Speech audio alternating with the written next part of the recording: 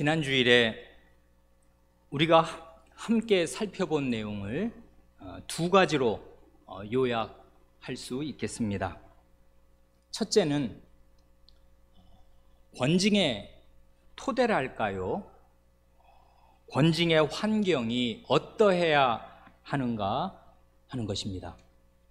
우리 주님께서는 교회의 권징이 어떤 토대, 어떤 환경에서 이루어지기를 원하시는가 하는 것을 알기 위해서 이 권징에 대한 교훈 앞뒤에 나오는 마태복음 18장의 문맥이 무엇을 말씀하고 있는가를 대강 살펴보았습니다.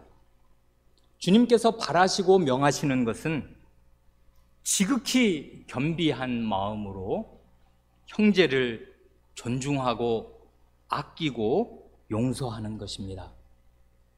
교회의 권징은 이런 토대 위에서 시행되어야 마땅합니다. 둘째로, 그런 주님께서 권징의 세 단계를 말씀하시는데요, 그 중에 첫 단계가 무엇인가를 살펴보았습니다. 18장 15절 말씀이지 않습니까? 내 형제가 죄를 범하거든 가서 너와 그 사람과만 상대하여 권고하라. 만일 들으면 내가 내 형제를 얻은 것이요. 그런데 형제가 범한 이 죄는 작은 죄가 아닙니다. 이 죄를 회개하지 않고 그대로 두면 교회에서 쫓겨나게 되고 천국에서 쫓겨나게 되는 심각한 죄입니다. 교회 안에 이런 죄가 생겼을 때 주님께서는 이 죄가 그대로 방치되지 않고 정당하게 처리되기를 원하십니다. 어떻게 처리되기를 원하시는가 하면 가장 먼저는 형제의 죄를 인지한 한 신자가 그 형제에게 가서 죄를 지적하고 회개를 촉구하라 하십니다. 이 말씀대로 죄를 범한 형제에게 가려면 마음에 큰 사랑이 있어야 하고요, 가는 그 사람의 마음이 성신님의 충만한 다스리심을 받아서 온유해야 하고요, 자기도 시험을 당하지 않도록 그 생활이 온전히 절제되어 있어야 합니다. 그래, 잠언 27장에 그 5절에 이런 말씀이 있습니다. 면책이 숨은 사랑보다 나으니라 합니다. 바로 이것입니다.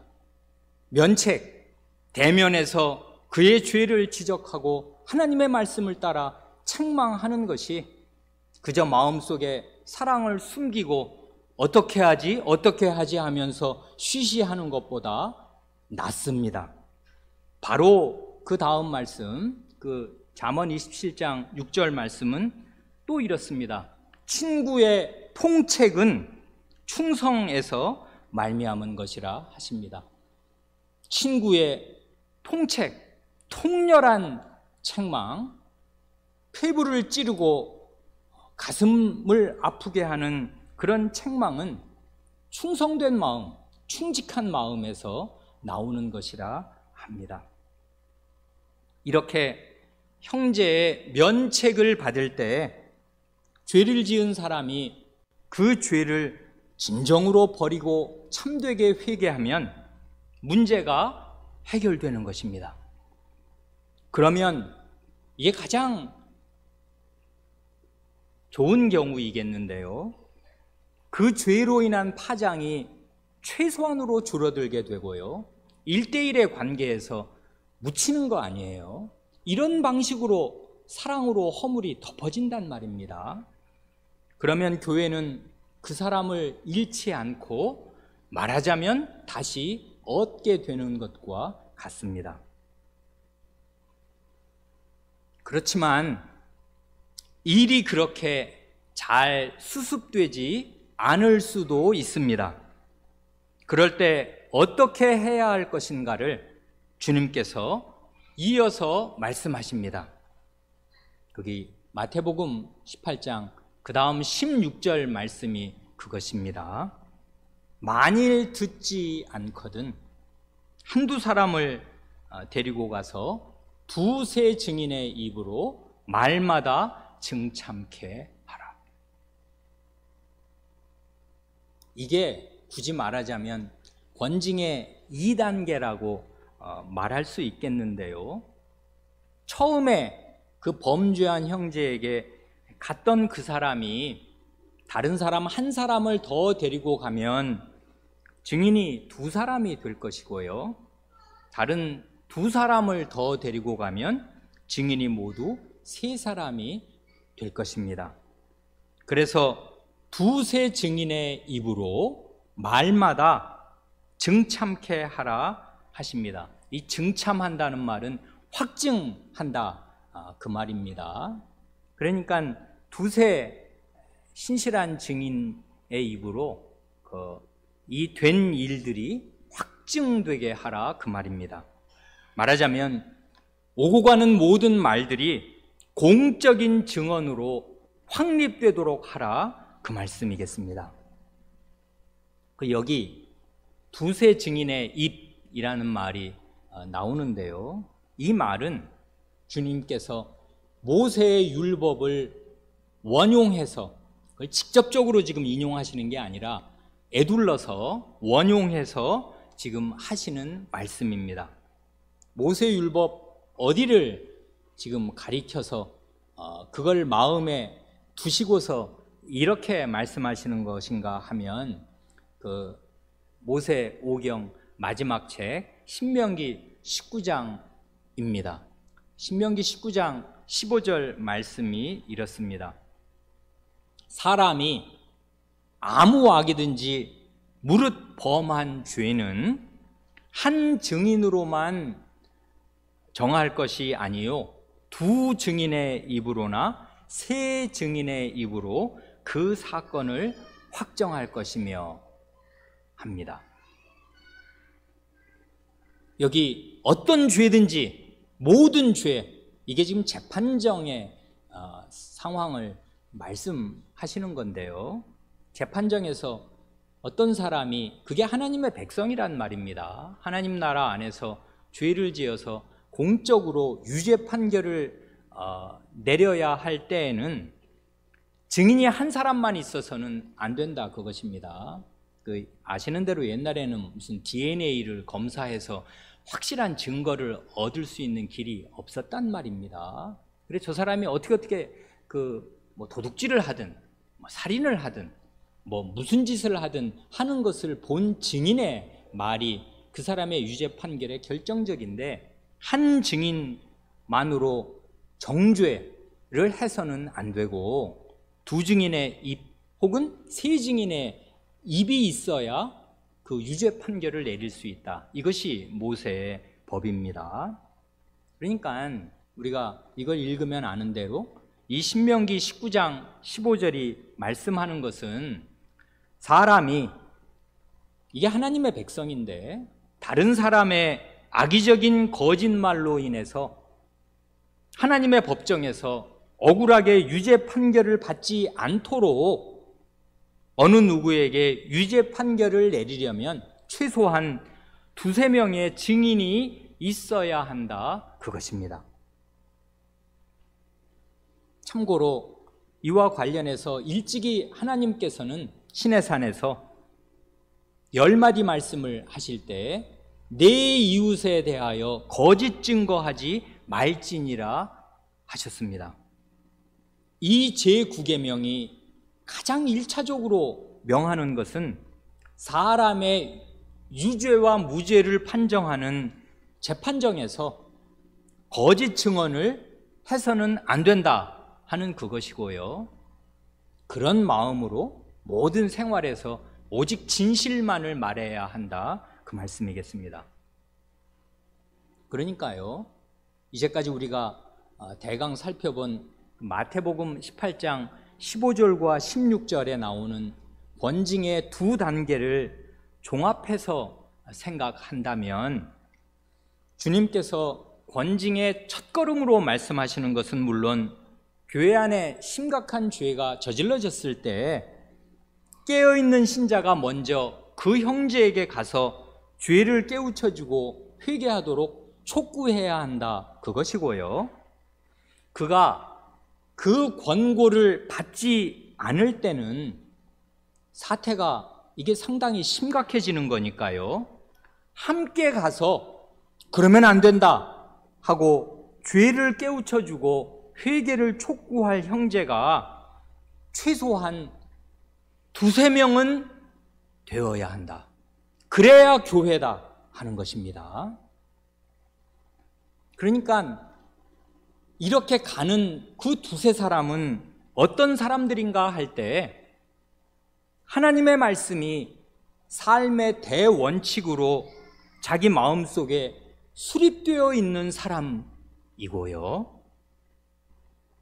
교회는 하나님의 말씀이 준수되는 거룩한 사회여야 한다는 사실을 확실히 믿는 사람이고요. 이런 진리에서 마음이 하나 되는, 서로 일치되는 사람들입니다. 이런 진리 위에서 형제 사랑을 실제로 나타내는, 실천할 수 있는 사람들입니다. 한마디로 거룩한 사랑을 나타내고 실천하는 사람들입니다.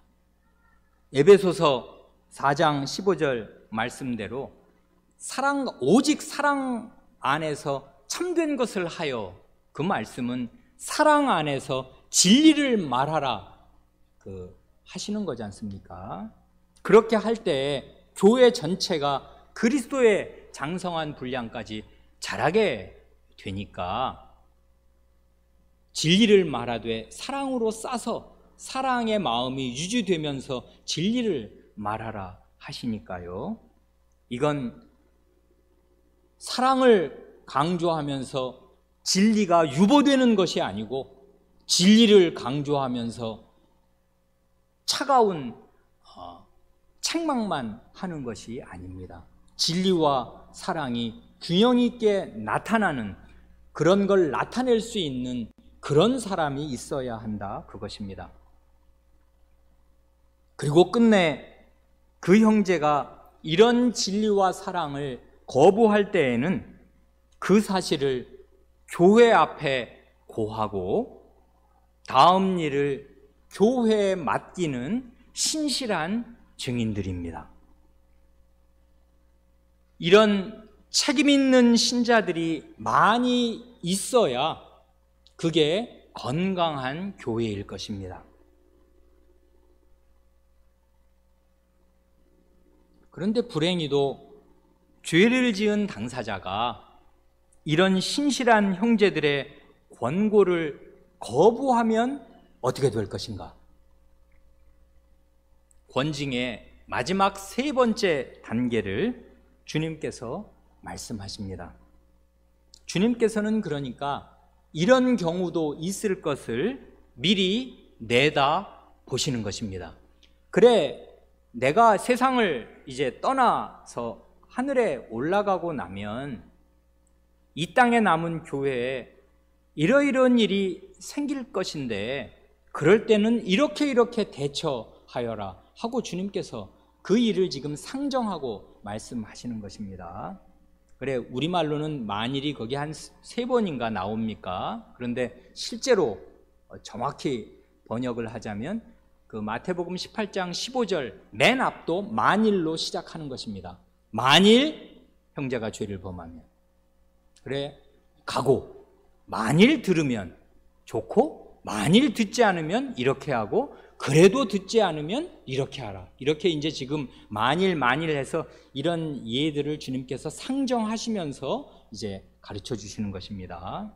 마지막 세 번째 단계가 그 17절에 나옵니다. 만일 그들의 말, 이거 두세 증인의 말이 있지 않습니까? 그들의 말도 듣지 않거든 교회의 말하고 교회의 말도 듣지 않거든 이방인과 세리와 같이 여기라. 마지막으로 교회가 공적으로 회개를 권유합니다. 이때라도, 이게 마지막이니까 이때라도 권고를 듣고 돌이키면 교회 안에 형제로 남을 것입니다. 그러나 교회의 마지막 공적인 권유도 끝내 듣지 않고 끝내 그 죄에서 돌이키지 않을 때에는 그 사람을 출교시키라 하십니다. 출교란 교회에서 내보내는 것입니다. 이 사람은 더 이상 교인이 아니다. 더 이상 예수님 믿는 신자가 아니다 하고 이 거룩한 사회, 그리스도를 주인으로 모시는 이 거룩한 공동체에서 내쫓는 것입니다. 바로 이런 두려운 권징의 상황에서 주님께서는 교회라는 말을 마태복음에서 두 번째로 전 공관복음, 전 사복음서에서 두 번째로 하시는 것입니다. 그러니까 교회라는 말이 나오는 마태복음 16장과 18장을 연결시켜서 생각한다면은 주님께서 마태복음 16장에서 맨 처음 교회를 말씀하실 때 내 교회를 세우리라 하고 말씀하실 때 그 주님의 교회, 내 교회라고 자신의 소유임을 주장하시는 그 예수 그리스도의 교회 안에는 음부의 세력, 곧 죄와 죽음의 세력이 이기지 못할 생명의 기운, 진리와 생명의 기운이 가득할 것을 말씀하셨습니다. 그게 16장이고요.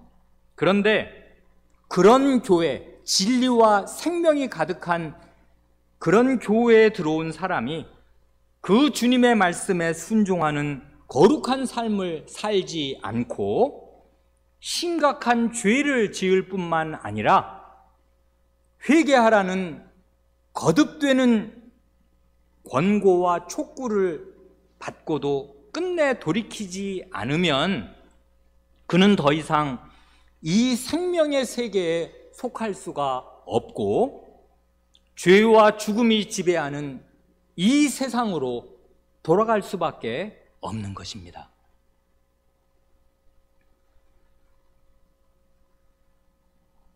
이게 이 땅에서는 마지막이라고요. 그래 교회는 여기 18장 17절에서 권위 있는 집단, 권위 있는 공동체로 드러납니다.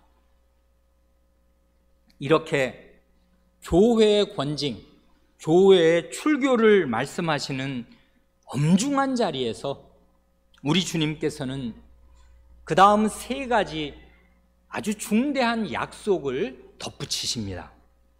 첫째 약속이 18절입니다. 진실로 너희에게 이르노니 무엇이든지 너희가 땅에서 매면 하늘에서도 매일 것이요 무엇이든지 땅에서 풀면 하늘에서도 풀리리라. 이 말씀 여기서 처음 들으시는 것 아니지요? 어디서 들어본 말씀입니까? 이 마태복음 18장 18절 말씀은 그 앞에 마태복음 16장 19절 말씀과 거의 완전히 똑같습니다. 유일한 차이가 하나 있는데요. 16장에서 너라는 열쇠를 지금 누구에게 주시는가, 누가 메고 푸는가 할 때 그 주체가 되는 그 대상이 16장에서는 너라는 단수가 여기 18장으로 오면 너희라는 복수로 바뀐 것, 그거 하나 뿐이고 나머지 말씀은 똑같습니다. 즉 16장 19절에서 주님은 베드로 사도에게 천국의 열쇠를 주시겠다고 약속하시면서 그 말씀의 구체적인 그 뜻으로 열쇠는 결국 열고 닫는 거니까요. 뭘 열고 뭘 닫는가? 천국문을 열고 닫습니다. 그래, 천국문을 열고 닫는 것을 매고 푼다는 말로 표시하신 거지 않습니까? 그래, 이 매고 푸는 이 권세는 결국 천국의 열쇠를 사용해서 천국문을 어떤 사람에게는 열어주고 어떤 사람에게는 닫아버리는 그것을 지금 말하는 것이란 말입니다. 그래, 천국 열쇠를 베드로에게 주신다고 약속하시면서, 그러니 그 베드로가 위임받은 천국의 열쇠를 사용할 때 주님께서는 하늘과 땅이 연동될 것, 하늘과 땅이 말하자면 맞물려서 돌아갈 것을 분명히 약속하신 것입니다. 즉 베드로 사도가 땅에서 맨다는 것은 사람을 묶어둔다는 것입니다. 이 결박을 하듯이 말이에요. 천국에서 내쫓는 걸 말하는 것이란 말입니다.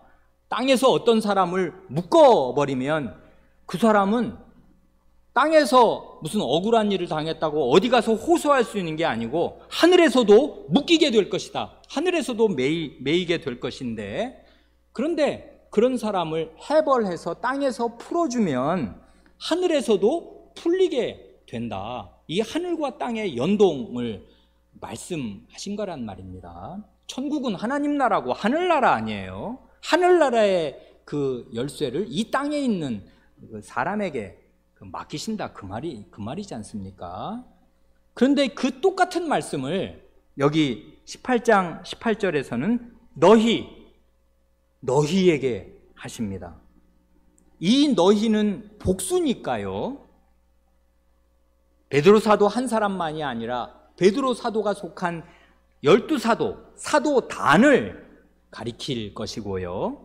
동시에 문맥을 잘 보면 이건 지금 18절 말씀인데 바로 앞 17절에서 교회를 언급하셨지 않습니까? 그리고 나서 너희니까요. 이 18절의 너희는 사도단일 뿐만 아니라 사도의 복음 위에 서 있는 교회를 가리키는 것임이 분명합니다.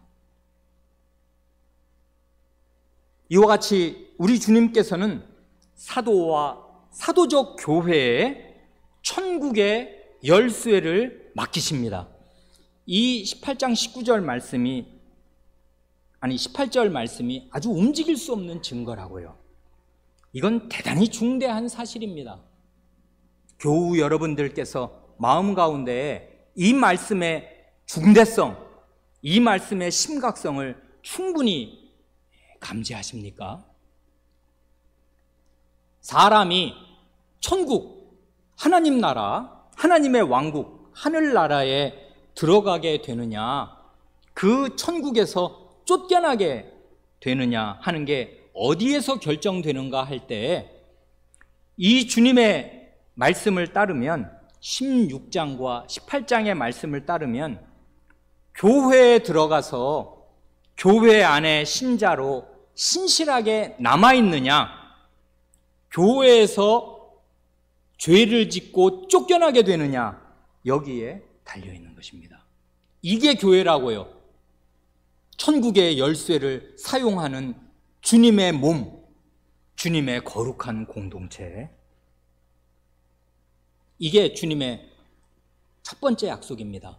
권징, 이 교회에서 이방인과 세리처럼 여겨서 회개하지 않는 죄인은 내어 쫓아라 하고 말씀하시면 바로 그 자리에서 천국의 열쇠를 위임하실다는 그 말씀을 약속으로 덧붙여 주십니다.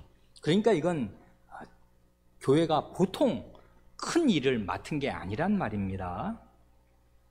주님의 그 다음 두 번째 약속이 19절에 나옵니다. 진실로 다시 너희에게 이르노니 너희 중에 두 사람이 땅에서 합심하여 무엇이든지 구하면 하늘에 계신 내 아버지께서 저희를 위하여 이루게 하시리라.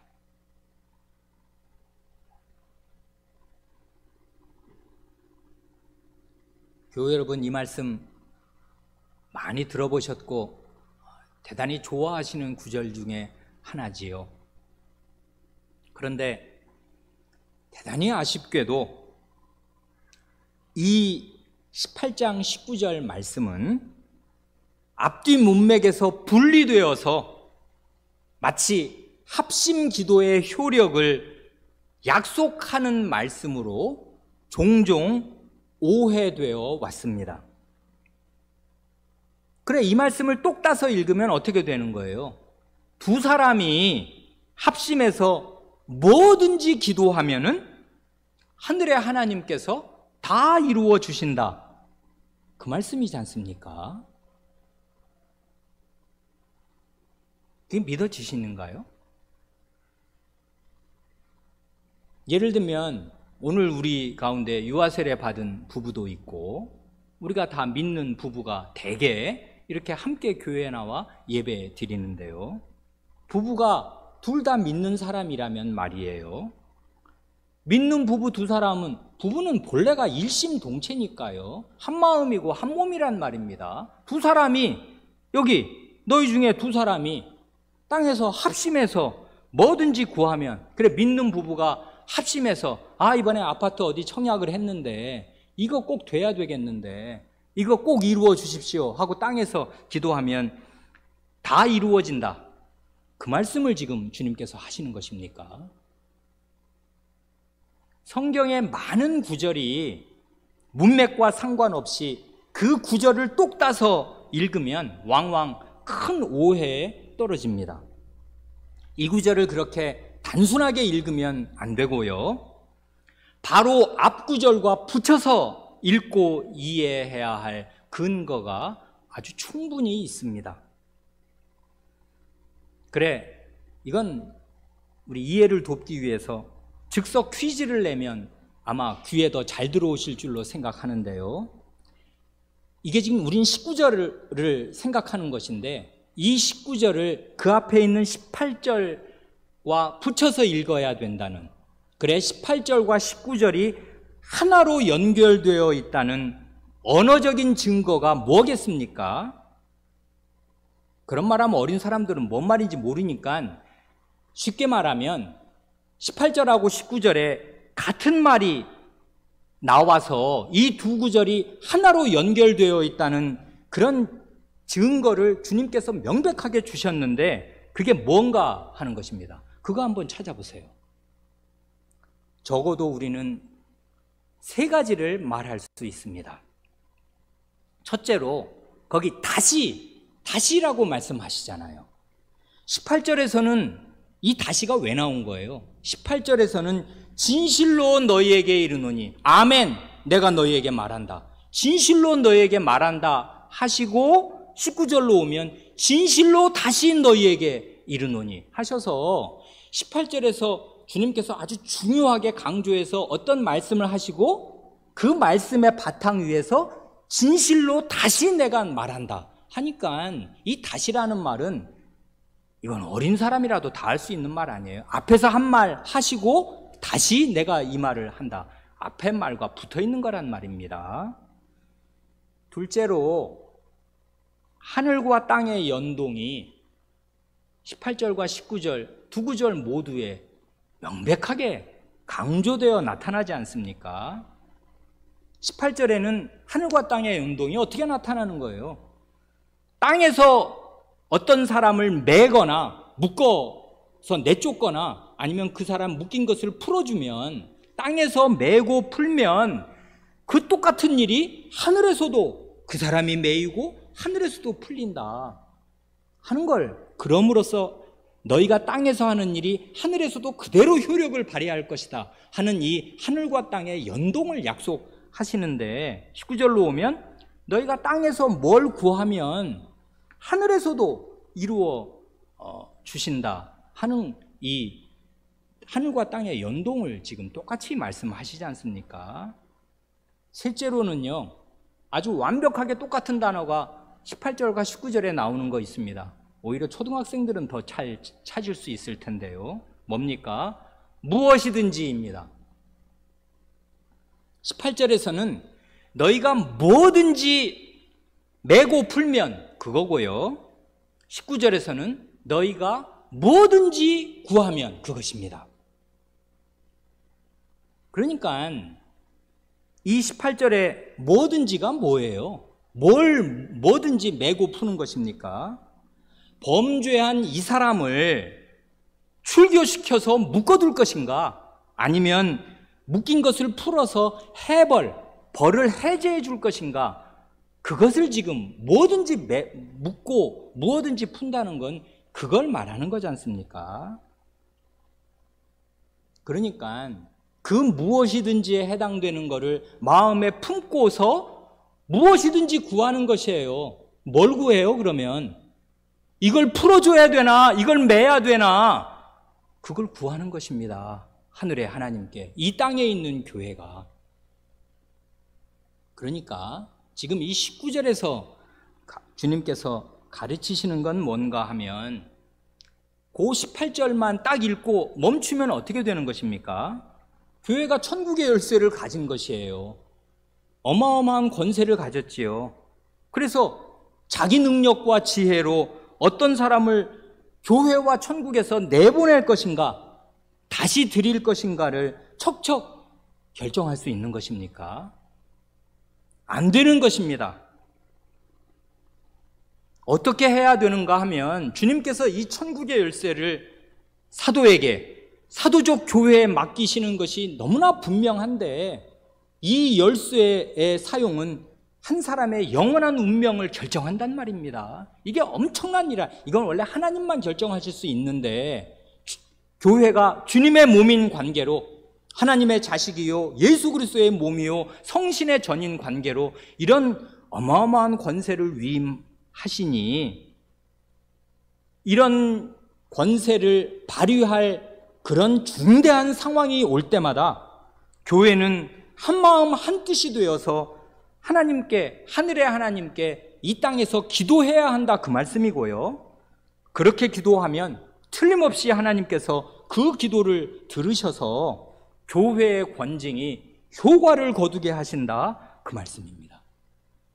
그러니 이 말씀을 문맥에서 분리시키지 않고 지금 16절부터 내려오는 문맥 가운데서 읽으면, 이건 이 18장 19절의 말씀은 권징의 문맥에서, 권징의 상황에서, 이 심각한 상황에서 교회의 기도 응답을 약속하시는 것입니다. 이 땅에서 이 중대한 문제를 앞에 두고 교회가 한 마음이 되어서 마음이 이리저리 나뉘지 않고 진리 위에 서고 형제 사랑 위에 서서 정당하게 하나님의 뜻을 따라 예수 그리스도의 이름으로 성신을 의지하여 기도드릴 때 하늘의 하나님께서 그 기도를 다 들으시고 이루어 주시겠습니다. 마지막 세 번째 약속의 말씀이 20절에 나옵니다. 두세 사람이 내 이름으로 모인 곳에는 나도 그들 중에 있느니라. 아멘. 이제 사랑하는 성도 여러분들께서는 주님께서 여기 20절에서 왜 하필 두세 사람을 언급하시는지 대강 아실 수 있겠습니다. 문맥을 생각하면 또렷하게 떠오르잖아요. 왜 지금 두세 사람인가가? 첫째로 여기 20절에 두세 사람은 16절에 나온 그 두세 증인과 직방으로 연결되는 거 아니에요. 그러니 이 두세 사람은 누구란 말입니까? 진리와 사랑을 마음에 간직하고서 범죄한 형제에게 가서 회개를 촉구하는 신실한 신자입니다. 또한 천국의 열쇠를 쥐고서 이 사람을 천국에서 내쫓아야 하는지 천국에 넣어주어야 하는지를 결정해야 하는, 사람으로서는 할 수 없는 이 중대한 일을 앞에 놓고서 바르게 판단하게 하여 주십사 하고 한마음 한뜻으로 하나님께 기도드리는 그 사람들입니다.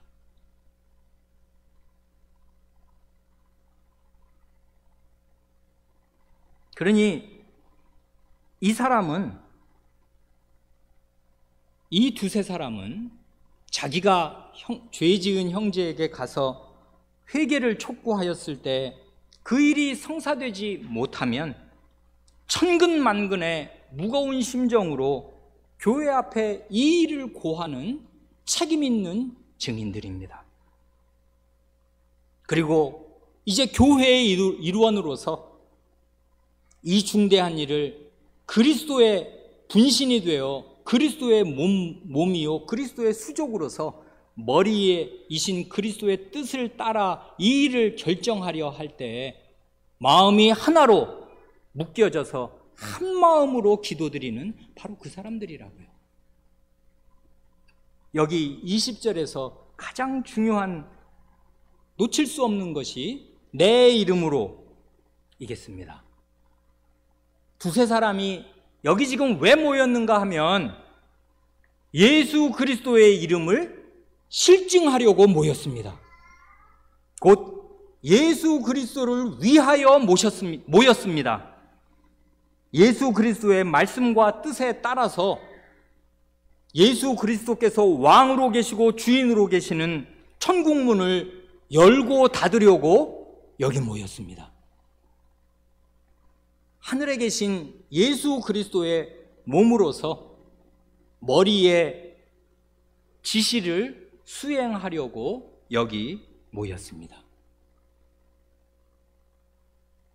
이것이 교회입니다. 이래야 교회입니다.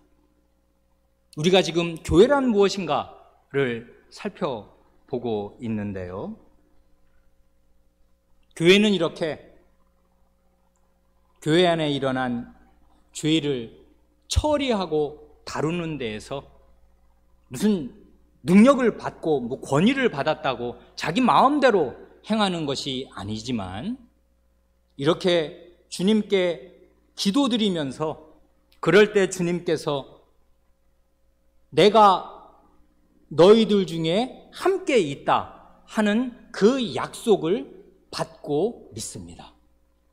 그러니 두세 사람이 내 이름으로 모인 곳에는 나도 그들 중에 있느니라. 여기가 바로 I am이라고요. 여호와 하나님의 임재, 임마누엘의 약속이 실현되는데, 그 두세 사람이 예수님의 이름으로 왜 모인 것입니까? 형제에게 가서 그 죄를 회개하도록 촉구하려 할 때 그 두세 사람이 그리스도의 이름으로 갑니다. 그리스도를 위하여 가고 그리스도와 함께 갑니다. 그리스도의 말씀으로 갑니다. 그래 그 자리에 정말 그리스도께서 말없이 함께 하십니다. 그리고 그 일이 성사되지 못해서 교회로 돌아와서 교회 앞에 충성된 증인이 되어 무거운 마음으로 이 일을 고하고 교회와 함께 이 중요한 일을 결정하기 전에 주님께 기도하는 그 사람들과 주님께서 함께 하십니다. 그러니 이런 교회, 이런 주님의 마음을 읽고 주님의 수족이 되어서 행할 수 있는 이런 교회와 주님께서는 함께 하십니다. 그러니 지금 여기 이 말씀, 두세 사람이 내 이름으로 모인 것에는 나도 그들 중에 있느니라 하시는 이 말씀은 우리가 너무나 애송하고 마음에 믿고 사랑하는 마태복음 맨 마지막 말씀, 그 말씀을 앞당겨서 약속하시는 말씀이 아닐 수가 없습니다. 볼지어다 내가 세상 끝날까지 너희와 항상 함께 있으리라. 임마누엘의 이 약속을 권징의 문맥에서 주님께서 이런 정신 차린 사람들, 주님의 수종 노릇할 수 있는 사람들이 두세 사람이라도 있어서 이 죄를 올바르게 처리할 수 있다면 나는 그들과 함께 있을 것이고 그들과 함께 이 결정에 참여한다. 그러니 이것은 예수 그리스도의 이름으로 한 결정이어서 예수 그리스도 자신의 결정과 같고 천국의 주인의 결정입니다. 이것이 교회입니다. 교회는 이런 주님의 권위를 위임받아서, 그러나 위임받았다고 무슨 자기가 무슨 대단히 뭘 어떻게 사람을 천국에 넣고 말고를 자기가 사람의 생각으로 결정하는 것이 아니로되 이런 주님의 말씀과 위임이 있고 약속이 이렇게 세 가지나 붙어 있어서 천국의 열쇠를 맡기심, 그리고 기도를 들어주심, 그리고 그런 그들과 함께 그 자리에서 그 일을 하심, 이런 주님의 천지보다 무거운 약속을 위임받아서 이 약속을 믿고 교회 안에 있는 죄를 처리하여 나아갑니다. 이게 교회입니다. 기도드리시겠습니다.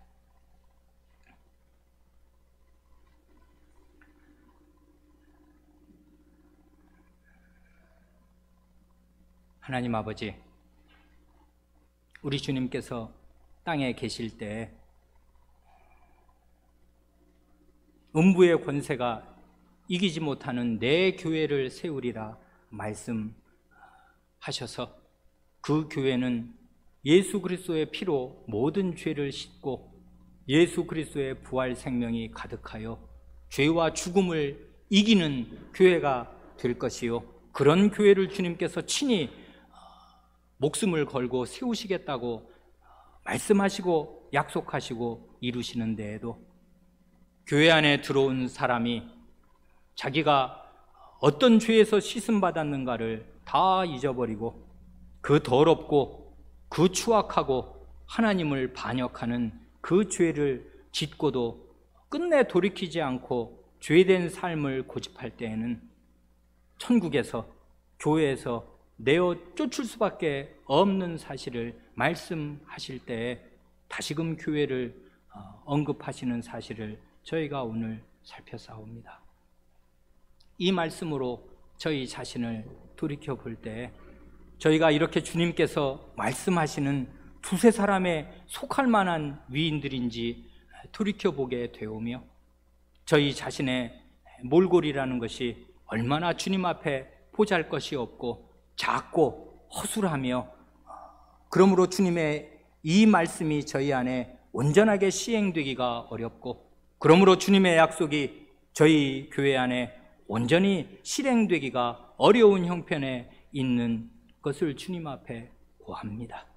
주님, 저희의 이 너절한 형편, 저희의 어리고 미숙하고 연약한 형편을 불쌍히 여기시고 주님의 이런 말씀을 감당할 만한 사람으로 잘하고 또 잘할 수 있게 하여 주시기를 구합니다. 주님의 이 말씀에 해당하는 장성한 신자들이 이 교회 안에 무럭무럭 자라게 하시고 일어나게 하여 주시기를 구합니다. 하나님의 말씀이 자기 마음의 삶의 준칙으로 수립되어 있고 교회가 어떤 곳인지를 바르게 깨달아 책임있는 분자로 자기 자리를 지키려 하는 성숙한 교인들이 이 교회 안에 많아지게 하여 주시기를 구합니다. 그리하여 주님의 약속이 저희 안에 다 실현될 수 있게 하여 주시기를 간구합니다. 우리 구주 예수님의 이름으로 기도합니다. 아멘.